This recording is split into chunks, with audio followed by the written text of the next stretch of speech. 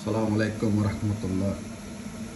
যারা শৌখিন সাত কামারাতন মুরগির বীজ ডিম লাগিও তারা ফেসিং টাইমত বেশি করে খেয়াল করবেন আর্দ্রতা।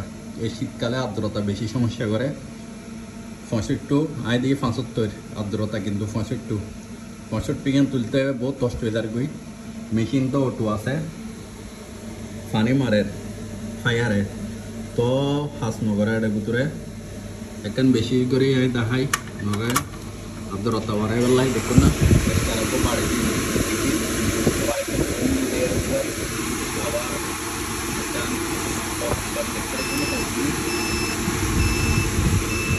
দিবেন দিতে গেলে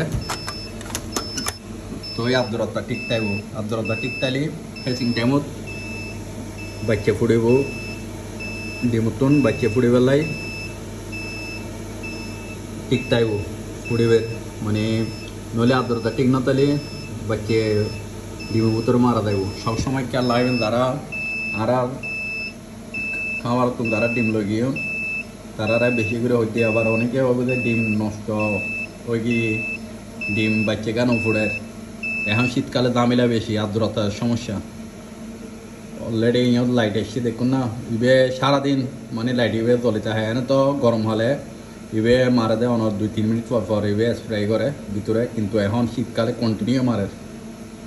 আমরা এখন ওটু তো কন্টিনিউ মারে, কিন্তু মারানোর পরও তো আর্দ্রতা মানে নবারের তলাই টিফিনত করে হাবল লইবেন, হাবল লইয়ারে বিজে দিয়ে উন্মিকে তুলিলা হইবেন। আর ফুম তাইলে ফুমর একদম ভিজে ইয়ারে মেশিনের ফাঁসে বয়লা হইবেন এক ফাঁসে গড়িয়ারে, তো আর্দ্রতা বাড়িব। বিশেষ করে শীতকালে বেশি সমস্যা হয়। বেগুন বালাতে হইবেন। আসসালামু আলাইকুম রহমতুল্লাহ।